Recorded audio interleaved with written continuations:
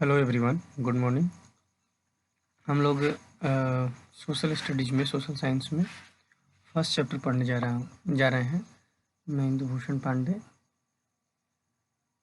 हम लोग को ये चैप्टर पढ़ना है। आपको 10 मिनट का वीडियो पर डे मिल जाएगा, कभी इंग्लिश का, कभी सोशल साइंस का। इसको देखने के बाद आपको जो भी डाउट होगा आप पूछ लीजिएगा ग्रुप में, और आप अपना बुक आपके पास होगा तो इसको पढ़ाने के बाद एक बार बुक पढ़िएगा। उसके बाद फिर जो डाउट होगा पूछ लीजिएगा, ठीक है? और नोट्स भी बनाइएगा। तो शुरू करते हैं। The earth, Prithvi, first chapter है हमारा। रविवार, मंगलवार, शुक्र,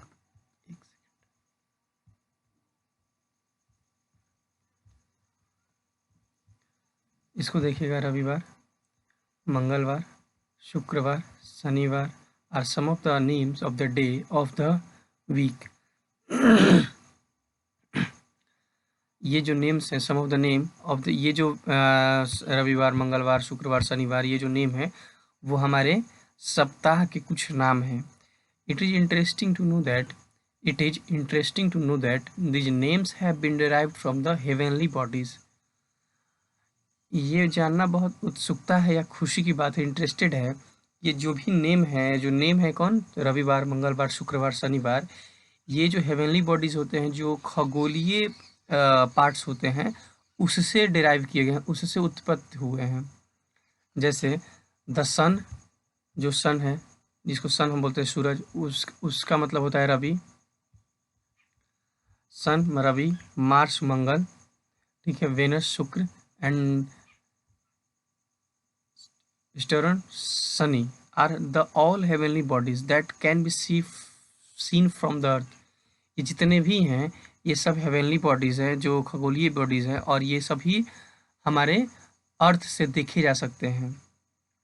when man first landed on the moon July 1969, जब मून पे पहली बार इंसान जब वहाँ पहुँचा, वो कब डेट था? जुलाई 1969। ये क्वेश्चन आपको याद होना चाहिए कि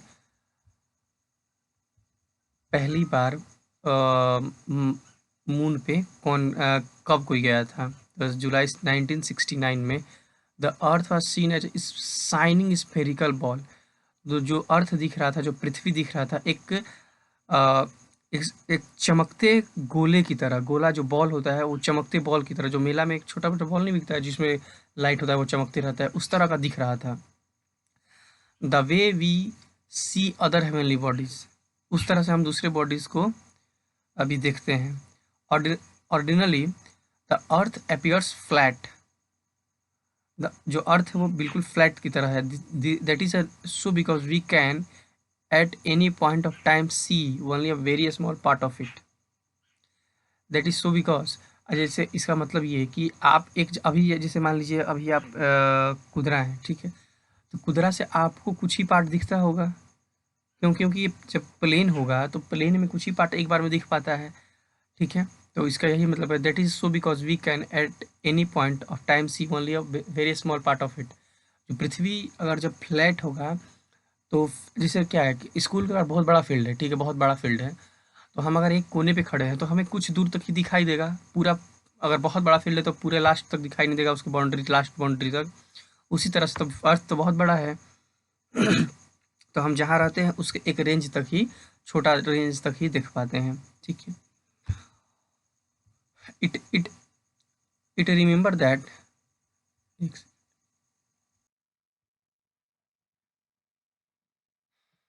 the Portuguese navigator Magellan, who sailed round the world and proved that the earth is round। जो ये जो है, इन्होंने प्रूफ किया कि अर्थ क्या है, वो राउंड है। It should however be remembered that is not exactly like a sphere, more like an orange. It is flat at the poles. It should be remembered, याद, ये भी हमें याद रखने वाली बात है कि that earth is not exactly like a sphere, मतलब बिल्कुल गोला नहीं है पूरा अर्थ, जो है बॉल की तरह गोला नहीं है। मोर लाइक एन ऑरेंज, ज़्यादातर ऑरेंज की तरह है। And it is a flat at the poles, जो पोल्स होता है जहाँ पे पॉइंट होता है वहाँ पे ये फ्लैट है, मतलब सीधा है।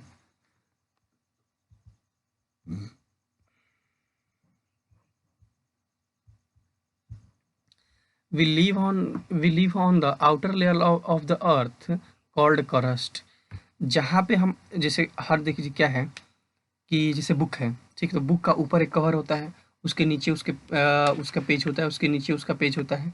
तो उसी तरह से जो पृथ्वी है उसके भी लेयर हैं।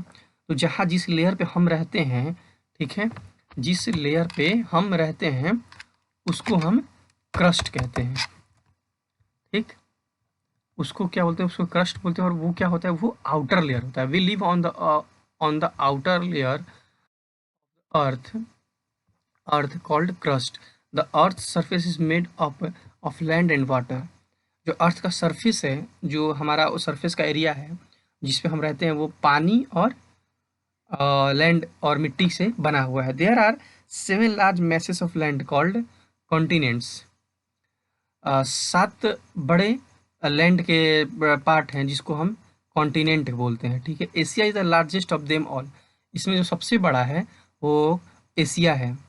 ये आपके लिए इम्पोर्टेंट है, पूछेंगे अगर मान लीजिए कि सबसे बड़ा कॉन्टिनेंट कौन सा है, तो आपको बताना है एशिया है। जो मैं जितना भी मैं ये राउंड कर रहा हूँ ये आपके लिए इम्पोर्टेंट है, इसलिए आप बुक को पढ़िएगा, ठीक है। India is the part of the continent of Asia. हमारा ये क्वेश्चन पूछा था कि भारत कौन से कॉन्टिनेंट में आता है, किस महाद्वीप में आता है, हिंदी में अगर बोले तो कौन, तो आपको बोलना होगा कि एशिया महाद्वीप में आता है। तो India is the part of continent of Asia. All continents are divide into smaller units called countries. जितने भी कॉन्टिनेंट्स हैं उनको छोटे छोटे यूनिट्स में डिवाइड किया गया है जिसको हम कंट्रीज, देश बोलते हैं, ठीक है जी। उसी में एक इंडिया भी है। Antarctica is the only continent where there is a no habitations except the visiting scientist. Antarctica एक ऐसा कॉन्टिनेंट है जहाँ पे सिर्फ विजिट साइंटिस्ट ही रहते हैं, वहाँ पे लोग हैबिटेशंस नॉर्मली लोग नहीं रहते हैं। Asia and Europe are separated by the Ural mountains. Asia and Europe are separated by the Ural mountain. जो एशिया और यूरोप का जो एरिया है उसको सेपरेट कर किया गया है, वो किया गया नहीं, वो है यूरल माउंटेन्स के द्वारा, ठीक है। Australia is the only continent which is entirely made of islands. Australia is the only continent, Australia ऐसा कॉन्टिनेंट है, ऐसा महाद्वीप है which is entirely made up of islands, और आइसलैंड से बना हुआ है, जो बर्फ का समूह होता है या पानी का समूह होता है उससे ये बना हुआ है, ठीक है।